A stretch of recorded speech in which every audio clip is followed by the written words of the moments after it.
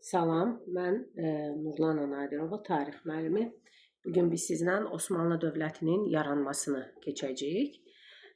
Deməli, Malazgirt savaşında Alparslanın Səlcuqlu hökmdarı Alparslanın qələbəsindən sonra Oğuzların Anadoluda yerləşməsi prosesi daha da sürətləndi. Böyük Səlcuq sultanlığı parçalanan zaman onun yerinə yaranan dövlətlərdən biri də Rum, yəni Anadolu Səlcuq sultanlığı idi. Anadolu Səlcuq sultanlığının mövcudluq illəri 1077-1038-ci illərdə mövcud olmuşdu. 13-cü əsrin birinci yarısında Çingiz xanın Türkistana yürüşləri zamanı Monqolların təzyiqi ilə Mərkəzi Asiyaya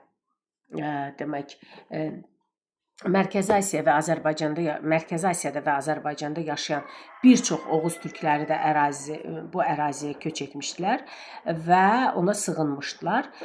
Yarandığı vaxtdan Bizansa qarşı uğurlu mübarizə aparmışdı. Elxani hökmdarı, yəni Hülaki hökmdarı Qazan xanın yürüşü nəticəsində xeyli zəifləmişdi. Mən bunu dərslərimizdə dəfələrlə söyləmişəm ki, Hülaki hökmdarı Qazan xan dəfələrlə Anadolu Səlcuq sultanlığının üzərinə yürüşlər etmişdi. Ümumiyyətlə Osmanlı dövlətinin yaranmasında bir yol keçmişdir. Yəni gəlin bu yola birlikdə nəzər salaq. Demək, Anadoludakı Oğuz tayfalarından yaşayan tayfalardan biri də Qayılar idi, Qayı tayfası idi. Bu tayfaya Süleyman Şah başçılıq edirdi.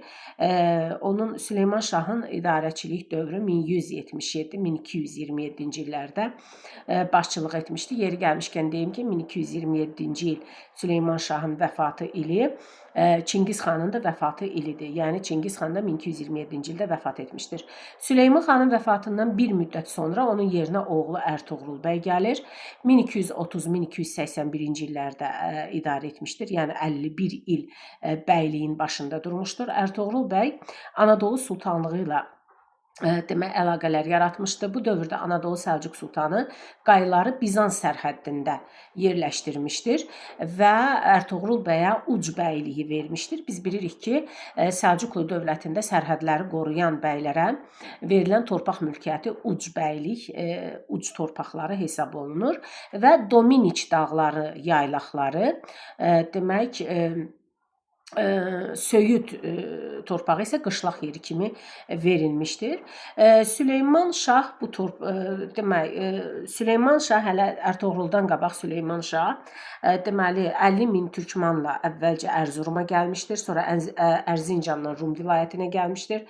Anadoluda çətinliklərlə qarşılaşmışdır və bundan sonra onlar təkrar Türkistana daha doğrusu qayıtmaq qərarına gəlirlər. Onlar bu qayıtdığı yollarda Suriyanın Hələb vilayətinə çatırlar. Buradakı Caber qalasına çataraq Fərat çayını keçərkən adamlar, yəni ordunun tərkibi bu belə deyək də tayfanın üzvləri Süleyman Şahdan soruşarkən biz bu çayı necə keçəcəyik? Süleyman Şah onlara çayı keçməyin yolunu göstərərkən yəni çayda boğulmuşdur və hətta onu burada Caber qalasının yaxınlığında dəfn etmişdilər və Süleyman Şahın qəbri indi də orada türk məzarı deyilərək anılır və burada Süleyman Şahın 4 oğlu var idi. Bu oğlanları Sunqur Təkin, Gündoğdu, Ərtuğrul və Dindar. Bu hadisədən sonra Gündoğdu ilə Sunqur Təkin dönüb öz köhnə yurtlarında yerləşirlər. Ərtuğrul isə Dindarla birlikdə Pasin obasına gəlib Sürməli vadisində yurt salırlar. Ərtuğrul böyük oğlu Savcı bəy Anadolu sultanı Əlaəddin Keykubadın hüzuruna gedir. Keykubad ona Ankara ətrafında Qaraca dağı ayıraraq yaylaq və qışlaq yerlərini müəyyən edir. İndi siz hal-hazırda görürsünüz, demək Qayı boyunun başçısı Süleyman Şah Qayı və ondan sonra Ərtuğruldan sonra Ərtuğrulun 4 oğlu Sunqur Təkin, Gündoğdu, Dündar, Savcı bəy isə demək Ərtuğrulun öz oğlanlarıdır. Ərtoğrulun qardaşları, daha doğrusu Sunqur Təkin, Gündoğlu Dündar və Ərtoğrulun oğlanları Savcı bəylə Osman bəy. Ümumiyyətlə Osmanlı dövlətinin yaranmasını Osman bəyin adı ilə biz bağlayırıq. Osman Qazi dövləti yaratmaqdan öncəki fəaliyyətlərinə gəlin nəzər salaq. Demək, Osman Qazi nə etmişdir? Osman Qazi ilk növbədə deməli Bizans feodalları ilə dinç münasibət qurmaq istəməsinə baxmayaraq, Bizanslılar qayların üzərinə çoxlu tez-tez yürüşlər edirdilər, onları bu torpaqlardan çıxartmaq istəyirdilər. Bizans feodallarının bu istəyinin qarşısını almaq məqsədi ilə Anadolu Səlcuq sultanı Osman Qaziyə dəstək vermişdi və hətta o öz sözündə söyləmişdi ki, biz razı olmarıq ki, müsəlman qardaşlarımız kafirlərlə savaşda tək qalsınlar və biz onlara mütləq öz dəstəyimizi göndərəcəyik. Bu sözləri deməli Anadolu Səlcuq sultanı demək Osman Qazi üçün söyləmişdi və Qaraca Hisar və digər Bizans deməli valilərin, təkfurların qalaları fəth edildi. Təkfurlar, yəni o zaman qalaları idarə edən xristian feodalları belə adlanırdı. Demək, bu torpaqları aldıqdan sonra Qaraca Hisarda yerləşdilər. Demək, Osman Qazinin hakimiyyəti 1326-dan 1362-ci ilə qədər mövcud olmuşdu. Bu rəqəmlər yadda qalandı. Yenə deyirlər ki, zerkalli nömrələr, yəni 26-62 tərsəsi var. 1326-dan 1362-yə kimi idarə etmişdir. O 12 il müddətində Bursanı fəth etmişdi. Belə Bursanı demək mühasirədə saxlamışdı Osman Qazi, lakin fəth edilməsi Orxan Qazinin dövrünə təsadüf edir. Orxan Qazi deməli Bursa şəhəri tutulduqdan sonra vəfat edən atasını özünün istəyi ilə, özünün vəsiyyətinə əsasən Bursa qalasının divarları önündə dəfn etmişdir.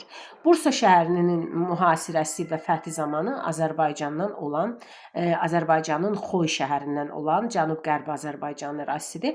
Xoy şəhərindən olan Geyikli, Geyik türk dilində maral deməkdir. Marallı baba da öz tərəfdarları ilə birlikdə demək Orxan Qaziyə kömək göstərmişdilər. Demək, Bursa fəth edildikdən sonra qayların mərkəzi və paytaxtı Söyüddən Bursa şəhərinə köçmüşdü. Deməli, Söyüdlü birinci ilk olaraq onların yerləşdiyi yer idi. Artıq Bursa şəhəri fəth edildikdən sonra, yəni 1326-cı ildən sonra onların mərkəzi Bursaya köçmüşdür. Sonra deməli Bizansla yeni müharibələr aparmağa məcbur qalan demək Osmanlı dövləti, yeri gəlmişkən söyləyim ki, Osmanlı dövlətinin biz yaradılmasını Osman bəylə götürürük. Osman bəy demək 1302-ci ildə dövləti yaratmışdı. 1326-cı ilə qədər dövləti idarə etmişdi. Hətta Osman bəyin adından Osmanlı dövləti meydana gəlmiş, 600 ildən çox isə fəaliyyət göstərmişdir. Yəni 1302-dən 1920 demək 3-cü ilə qədər mövcud olmuşdu Osmanlı dövləti. Deməli, gəldik nəyə? Gəldik demək Orxan Qazinin demək növbəti Bizanslarla apardığı növbəti müharibələrə. Deməli Maltepe döyüşü baxırıq, Maltepe döyüşünə. Maltepe döyüşü 1329-cu ildə baş vermişdir. Bu döyüş Bizanslarla Osmanlı dövləti arasında baş vermişdir.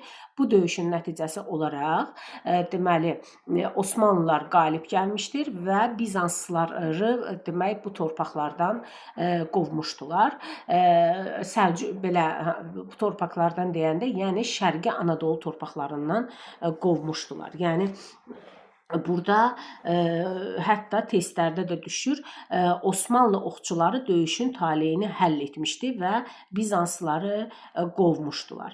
Ümumiyyətlə bu Maltepe döyüşündəki parlaq qələbə Orxan Qazinin ən deməli belə deyək də ən uğurlu addımı hesab olunur. Sonra davam eləyirik. Deməli baxırıq davamına baxırıq. Demək burada Osmanlılar Gelibolu qalasını fəth edirlər 1354-cü ildə. Bu qala Osmanlı dövlətinin Balkanlara hücumu üçün böyük əhəmiyyətə malik idi. Bizansın Anadolu torpaqlarından qovulması Orxan Qazinin ən böyük nailiyyəti hesab olunur. Bizansı məğlub etdikdən sonra dövlətin ərazisi şimalda Qara dəniz, qərbdə Konstantinopola, cənubda Egey dənizinə qədər genişlənmişdi. Bununla da Osmanlı dövləti dəniz dövlətinə çevrilmişdir. Orxan Qazinin ələ keçirdiyi İzmit şəhəri Osmanlının ilk mərkəzi olmuşdur. Demək, burada xəritədə siz görə bilirsiniz. Yəni Qara dəniz və Egey dənizini tutmağa müvəffəq olmuşdular, lakin hələ Konstantinopol tutulmamışdı. Biz hamımız bilirik ki, Konstantinopolu fəth edən 2-ci Mehmetdir və İzmit şəhərində Orxan Qazi Osmanlının ilk hərbi donanmasını yarada bilmişdi. Ümumiyyətlə bir çox işləri Orxan Qaziyə aid eləmək olar. Məsələn, dövlətin ərazisini paşalıqlara, sancaqlıqlara bölməsi, Yeniçəri ordusu, demək piyada qoşun olan Yeniçəri ordusunun yaradılması, ilk hərbi donanmanın İzmit şəhərində salınması, Bursanın fəth edilməsi, Bizanslıların demək Anadolu torpaqlarından qovulması, Gelibolu qalasının fəth edilməsi və s. Osmanlı dövlətinin dəniz dövlətinə çevirməsi, bütün bunları biz Orxan Qaziyə aid eləyə bilirik. Sonra Osmanlı dövlətində ilk sultan titulu alan 1-ci Muradın hakimiyyətinə baxaq. Sultan 1-ci Murad. 1-ci Murad demək 1362-ci ildən 1389-cu ilə qədər dövləti idarə etmişdi. İlk dəfə sultan titulu qəbul edən hökmdar olmuşdu. Bu yerdə yadımıza salırıq ki, Türk dünyasında ilk dəfə sultan titulunu qəbul edən deməli Sultan Mahmud Qəznəvi olmuşdu. Hansı ki, Qəznəvi dövləti 962-ci ildə yaranmışdı. Və xəlifə tərəfindən sultan titulu qəbul edən isə Sultan 1-ci Toğrul, Səlcuqlu hökmdarı Sultan 1-ci Toğruldur ki, Dəndənəkan döyüşündə Qəznəvilərə qalib gəldikdən sonra Abbasi xəlifəsi tərəfindən titullandırmışdır. Sonra paytaxt Bursa şəhərindən Ədirnəyə köçürür. Deməli, biz dedik ki, Bursa şəhəri 1320 demək 6-cı ildə Bursa olmuşdur paytaxt. Sonra 1362-ci ildə paytaxt köçür Ədirnəyə. Deməli Ədirnəyə köçmüşdür və düz Konstantinopolun fəthinə qədər də Ədirnə olaraq qalmışdır.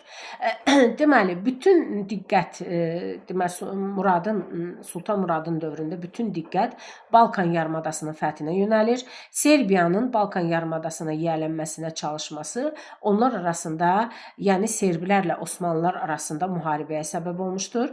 1371-ci ildə Çirmən döyüşündə Osmanlı ordusu Serbiyanın 70.000 qoşununu darmadağın edir. Serb əskərləri vahimiyə düşürlər və çayı keçməyə çalışarkən çayda boğularaq ölürlər. Serbiya Osmanlı dövlətindən asılı vəziyyətə düşür. Yəni bizə testlərdə düşəndə Serbiyanın Osmanlıdan asılı vəziyyətə düşməsi biz götürəcəyik 1371-ci il Çirmən döyüşündəki məğlubiyyətdən sonra. Daha sonra Serblər Çirməndəki ağır məğlubiyyətin qisasını almaq üçün yenidən hücuma keçirlər və 1389-cu ildə demək Kosova döyüşü baş verir.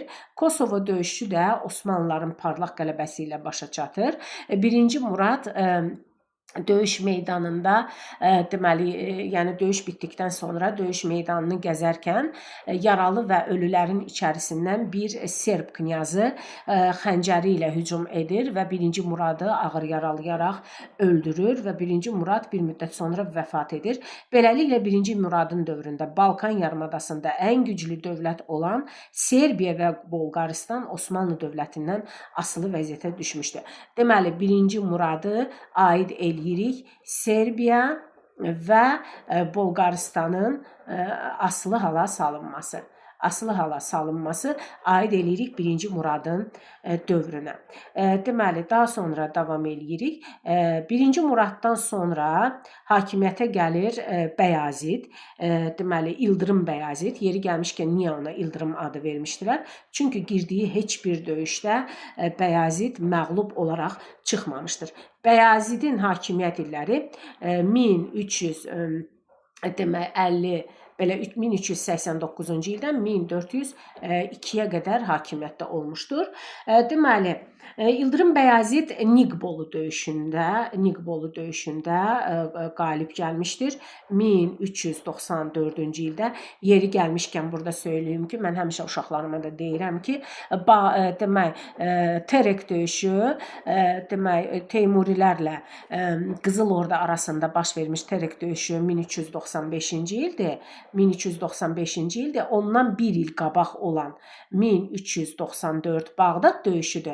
Bir il sonra baş verən 1396-da baş verən döyüş isə Niqbolu döyüşüdür. Niqbolu döyüşündə Avropa səlibçilərin, yəni Xaçlı cəngavərlərinin birləşmiş qüvvələri üzərində deməli İldırım Bəyazid qələbə qazandı. Qələbə qazanaraq Bolqarıstanı tabe etdi və Balkan yarımadasında Osmanlının mövqeyi daha da gücləndi. Deməli, biz belə deyirik, Niqbolu qalasının fəth edilməsi ilə Bolqarıstanın fəthi başa çatdırılmışdı və burada biz deyirik ki, Osmanlıların demək belə deyək də, ümumiyyətlə türk sərkərdələrin, türk hökmdarlarının Xaçlı cəngavərləri ilə vuruşması, demək Osmanlı sultanı 1-ci Bəyazidlə Məmlüklə hökmdarı Səlahəddin Əyyubi üçün oxşarlıq təşkil edir. Davam eləyək. Demək, burada İldırım Bəyazid əsas diqqətini yönəltmişdi hara? Əsas diqqətini Konstantinopolu fəth eləməyə yönəltmişdi. Lakin bizə məlum məsələdir ki, Konstantinopol demək Bəyazidə də qismət olmur və Bəyazid də Konstantinopolu fəth eləyə bilmir. Deməli, burada bilirik ki, biz Teymurilərlə savaş baş verir və Teymurilərlə baş verən savaşda İldırım Bəyazid həlak olur. Həlak olmur, əsir düşür və əsir düşdükdən sonra əsirlikdə ölür. Və bu Ankara döyüşü, hansı ki, deməli, Ankara döyüşü tarixdə baş veribdir. Demək 1402-ci ildə baş vermiş Ankara döyüşü. Deməli özü ilə deməli 2 dənə ağır fəsad gətirdi. Birinci Konstantinopolun fəthini 51 il gecikdirdi. İkinci də Osmanlı imperiyasının deməli varlığını dayandırdı. Osmanlı imperiyası varlığını dayandırır. Düz 1451-ci ilə qədər Osmanlı imperiyası varlığını dayandırır. Çünki Əmir Teymur demək 1-ci Bəyazidin oğlanları arasında imperiyanı bölüşdürmüşdü 4 yerə.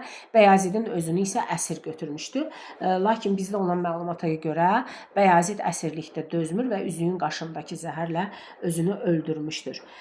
Deməli, bundan sonra biz baxaq 2-ci Mehmetin hakimiyyət illərinə. 2-ci Mehmet deməli tarixdə Fatih Mehmet kimi tarixlərə düşmüşdü. 2-ci Mehmetin deməli idarəçilik dövrü 2-ci Mehmet demək idarəçilik dövrü 1451-1481-ci illərdə hakimiyyətdə olmuşdu. 15-ci əsrin ortalarında hakimiyyətə gəlməsi ilə Osmanlı dövlətinin qüdrətini bərpa edib, qərbdə və şərqdə geniş ərazilər ələ keçirir. 1453-cü ildə deməli may ayının 29-unda, bugünkü gündə də may ayının 29-u bayram kimi qeyd olunur Türkiyədə. Deməli, 1423-cü il may ayının 29-unda Konstantinopolu fəth edir və adını dəyişdirərək İstanbul qoyurlar və paytaxt demək Ədirnədən İstanbula köçür və Osmanlı dövlətini var olduqca paytaxtı İstanbul olmuşdur. Biz bilirik ki, Bizans imperiyasının paytaxtı idi. 1453-cü 1453-cü il tarixdə hansı hadisələrlə yadda qalıb uşaqlar? Demək, 1453-cü il Konstantinopolun fəthi ilidir 1. 1453-cü il təzəlikcə keçdik. Deməli, Həsən bəyin, yəni Ağqoyunlu Həsən padşahın demək bəylik taxtına oturduğu ildir. Ondan sonra Konstantinopol Bizans imperiyasının varlığına son qoyulduğu ildir. Konstantinopolun fəth olunduğu ildir. Sonra Həsən bəyin bəylik taxtına oturduğu ildir.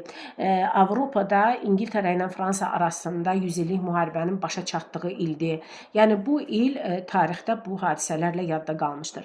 Bizans imperiyasını süqut etdikdən sonra Osmanlı dövlətinin paytaxtı olmuş. Bu qələbədən sonra 2-ci Mehmet Fatih və ya demək Fatih də belə deyək, Fatih adını qazanmışdır. Müqəddəs Sofiya kilsəsinə girərək namaz qılmışdır və 1461-ci ildə Bizans imperiyasının törəməsi olan Trabzon imperiyasında varlığına son qoyaraq Trabzonu fəth edir. Ağqoyunlarla müharibə aparmış və deməli Trabzonun da varlığına son qoymuşdur. Bununla da Osmanlı dövlətinin demək bir dəqiqə keçək bu tərəfə. Demək Osmanlı dövlətinin Qaradəniz, Egey dənizi və Aralıq dənizində hegemonluğu başlamışdır. Yəni xəritədə gördüyünüz kimi, burada xəritədə Osmanlı dövlətinin demək 3 dənə paytaxtı verilmişdir. Ədirnə, İstanbul, Bursa, Ədirnə, İstanbul paytaxtları verilmişdir. Biri isə ən ilk paytaxtı olan deməli Söyüdlüdür ki, o da Söyüdlü burada verilməmişdir. Venesiya qarşı müharibə aparmışdı.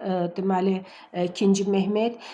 Sonra 2-ci Mehmetin qanunnaməsi var. O da həm bizim uzun Həsənlə, yəni Ağqoyunlu hökmdarı Həsən padşahla eyni ildə, eyni əsrdə yaşamışdı və hər ikisi də qanunnamə vermişdi. 1476-cı ildə qanunnamə vermişdir.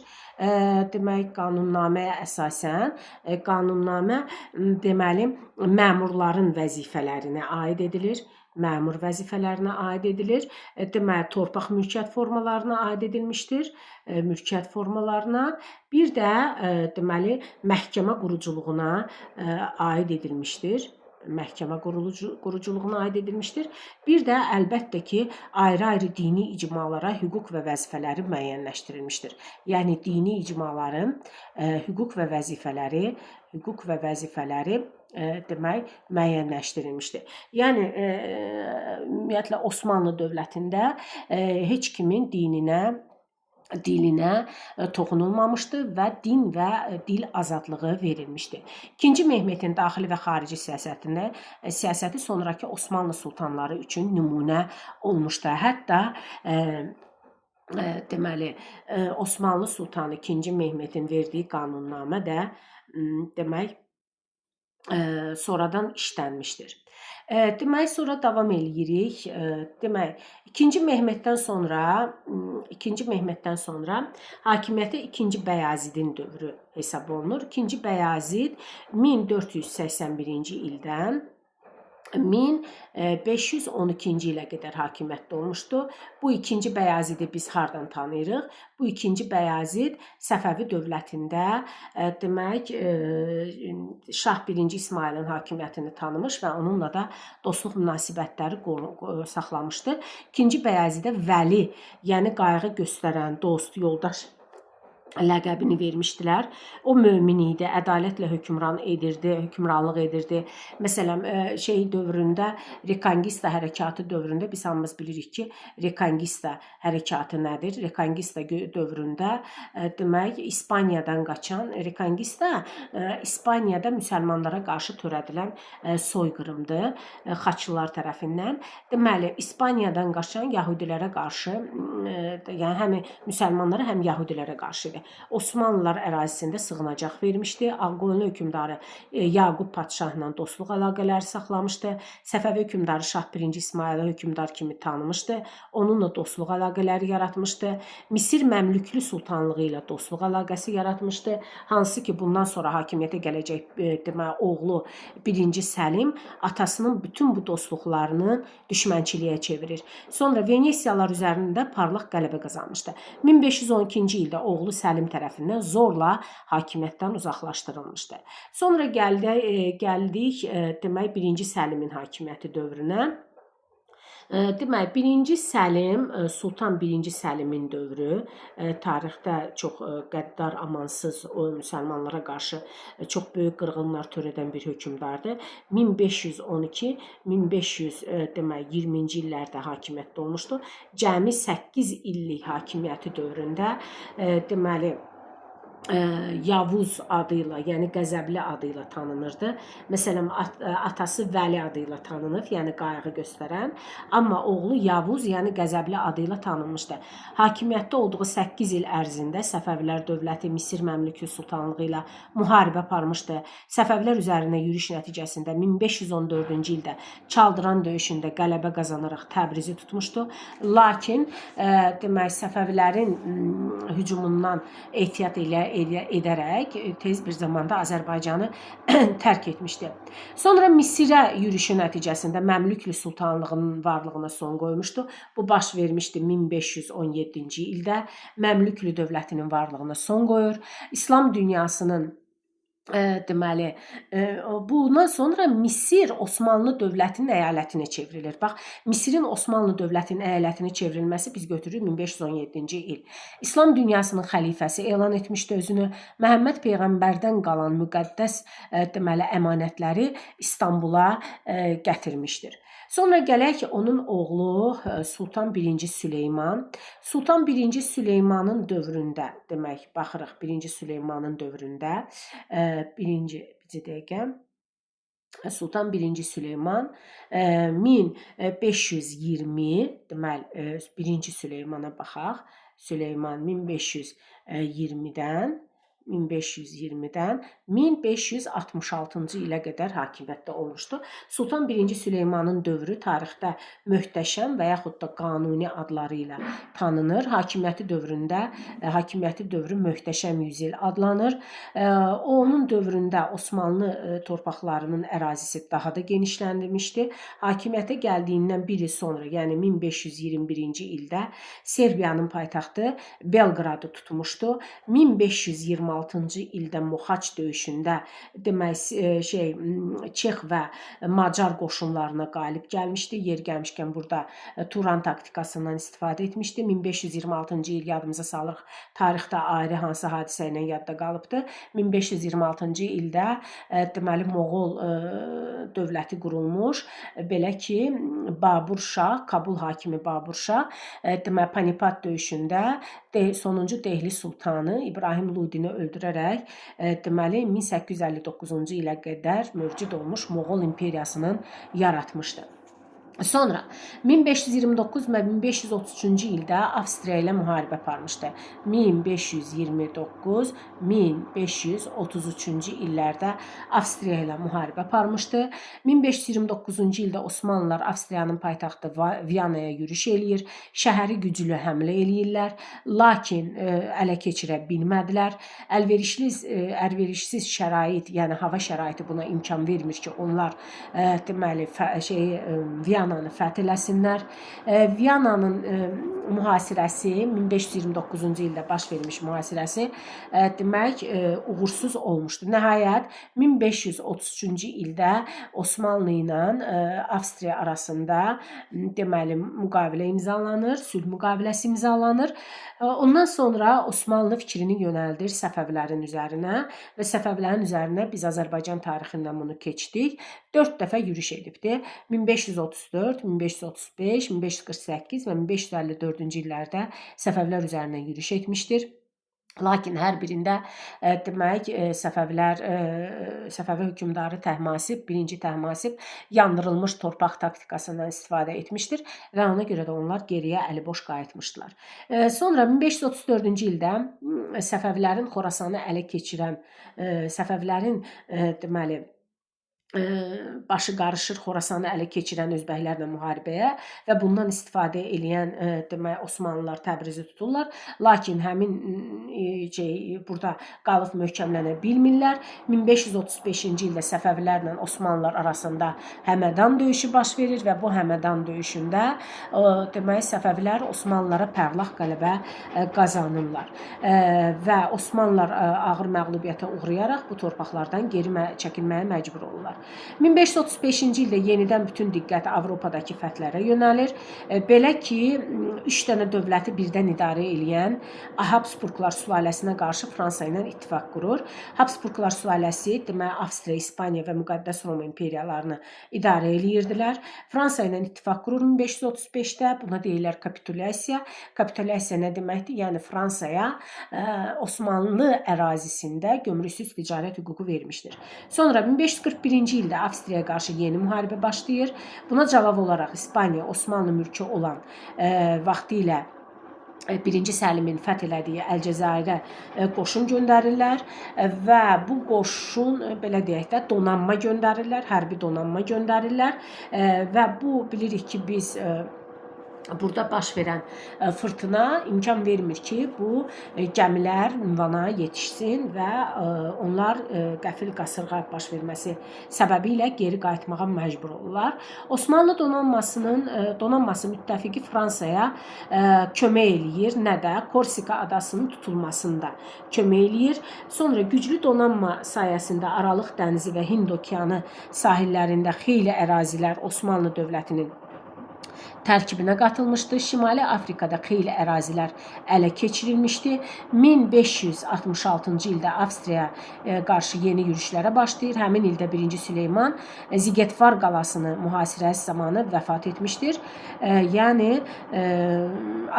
bu ulu babasından oxşar cəhətdir. Biz bilirik ki, Bursa qalasının da fəth edilməsi zamanı onun ulu babası Osman bəy də orada vəfat etmişdir və onun vəsiyyətinə əsasən Bursa qalasının dibində dəfn edilmişdir. Osmanlı sultanı Süleyman da burada vəfat etmiş və onun daxili içalatını çıxardıb bu ərazidə dəfn edib, quyruq qəfəsini gətirib Topkapı sarayında dəfn etmişlər. Sonra baxırıq demək 2-ci Səlimin dövrünə. 2-ci Səlim kim idi? 2-ci Səlim demək Süleymanın oğluydu. 1566-1574-cü illərdə idarə etmişdi 2-ci Səlim Osmanlı dövlətini. Deməli, bu dövrdə Osmanlı dövlətinin nüfuzu daha da artmışdı. Portuqaliya işğalı altına düşmək istəməyən İndoneziya müsəlmanlarının xahişi ilə Osmanlı donanması 1569-cu ildə deməli Portuqalları geri oturtmağa bacarmışdı. Yəni Osmanlıların Portuqallarla savaşını götürsək, biz götürəcəyik 1569-cu ilə. Ondan sonra 1571-ci ildə Kipr adasını tutmuşdu. Demək, burada 2 dənə ada var, Krit və Kipr. Burada Kipr adasıdır, yadınızda qalsın, 1571 Kipr adasının tutulmasıdır. Demək, 2-ci Səlimdən sonra hakimiyyətə 3-cü Murad gəlir. 3-cü Muradın hakimiyyət illəri demək 1574-1595-ci illəri idarə edibdir. Osmanlının Van hakimi 1555-ci ildə bağlanmış Amasya sülh müqaviləsinin şərtlərini pozur. Kürdlərlə birlikdə Xoya hücum edir və Səfəvi Osmanlı müharibəsi başlayır. Sonra demək, bunun dövründə Səfəvilərlə İstanbul sülh müqaviləsi imzalanır 1590-cı ildə və Səfəvilərlə Osmanlı arasında baş vermiş ikinci müharibə, yəni 1578-1590-cı illəri əhatə edən müharibə də İstanbul sülhü ilə başa çatır. Sonra Sultan 1-ci Əhmədin dövrünə gəlin baxaq. Əhməd deməli 1603, 1617-ci illərdə hakimiyyətdə olmuşdur və deməli 1-ci Əhməd də Səfəvilərlə müharibə aparmışdı. Ümumiyyətlə biz sizlə demişik ki, Osmanlı Səfəvi müharibələri fasilələrlə 200 ilə yaxın davam etmişdir. 2-ci İstanbul sülh müqaviləsini bağlamışdı 1612-ci ildə. 1612-ci ildə, yəni buna Sərab sülhü də deyirlər. Sonra gəlir 2-ci Osmanın dövrü. 2-ci Osman demək 1618-1622-ci illərdə hakimiyyətdə olmuşdu. Onun hakimiyyəti dövründə də Səfəvilərlə Mərənd sülhü imzalanmışdı. 1618-ci ildə Mərənd sülhü imzalanmışdı və Şah 1-ci Abbasla dostluq münasibətləri saxlayırdılar. Sonra gələk 4-cü Muradın dövrünə, Sultan 4-cü Murad. Sultan 4-cü Murad isə 1623-1640-cı illərdə hakimiyyətdə olmuşdur və onun dövründə yenidən deməli Səfəvilərlə müharibə qızışmış. Osmanlı qoşunu İrəvanı tutmuş. 1635-ci ildə Bağdadı 38-də geri qaytarmışdı. Səfəvi Osmanlı arasında Qəsr-i Şirin sülh müqaviləsi imzalanmışdı 1639-cu ildə. Qəsr-i Şirin sülh müqaviləsi imzalanmışdı. Sonra deməli baxırıq demək biz burada demək kitabı da sizə göstərirəm. Burada deməli diqqətlə oxuyub öyrənərsiniz hamısını. Deməli Osmanlı dövlətinin paytaxtlarına bir daha baxaq, nəzər salaq. 1302-1326 Söyüdlüdədir, Osman Qazinin dövründə. Sonra 1326-62 Bursadır, Orxan Qazinin dövründə. 62 1453 Ədirnədir 1-ci Muradın dövründə. İstanbul isə 1453-1922-ci illərdə Osmanlı dövlətinin paytaxtı olmuşdur. Bugünkü dərsimiz bu qədər. Demək, yox, hələ bizim burada Osmanlı dövlətinin idarə etmə sistemindən də bir-iki kəlmə demək istəyirəm. Hakimiyyət, demək, dövlətin başında qeyri-məhdud hakimiyyətə malik və birinci şəxs olan Sultan dövlət idarə eləyirdi. İlk dəfə Sultan titulunu 1-ci Murad qəbul etmişdir. 16-cı əsrin 20-ci illərindən başlayaraq bütün deməli dünya müsəlmanların xəlifəsi elan edilirdi Osmanlı sultanları. Sonra ikinci şəxs baş vəziri idi, sultanın yaxın qohumundan təyin olunurdu. Vilayətlərin idarəçiliyinə, vergilərin toplanmasına nəzarət edirdi. Sultanın möhrünü daşıyırdı. Divan ali məşvərətçi orqan idi. Sultanın yanında fəaliyyət göstərirdi. Qanunverici deyil də məşvərətçi orqan idi. Bir də dəftərdar var idi ki, maliyyə işlərinə nəzarət eləyirdi. Osmanlı dövlətində əhali iki hissəyə bölünürdü. İdarə edənlər, yəni silahlı qüvvətlərə və idarəçiliklərdə vəzifə tutan şəxslər, digərləri isə idarə olunanlar, yəni rəiyyət. Osmanlı ordusu da iki yerə bölünürdü. Atlı süvari qoşun Akıncı, bir də piyada qoşun Yeniçəri idi. Yeniçəri əsasən dönmə deməli xristianlardan, yəhudilərdən, devşirilmələrdən edilirdi. Əsasən sahibsiz uşaqlardan təşkil olunurdu.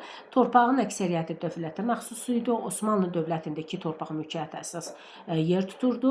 Timar torpağı idi ki, əskərlərə, kiçik dövlət məmurlarına verilirdi.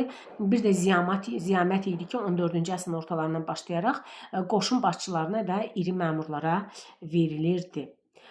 Dərsimiz bu qədər. Dərsimizin bu yerinə qədər gəlib çatdınızsa, dərsimizi bəyənməyi unutmayın, bizə abunə olmağı unutmayın. Sizin dəstəyiniz bizim üçün çox önəmlidir. Diqqətinizə görə təşəkkür edirik.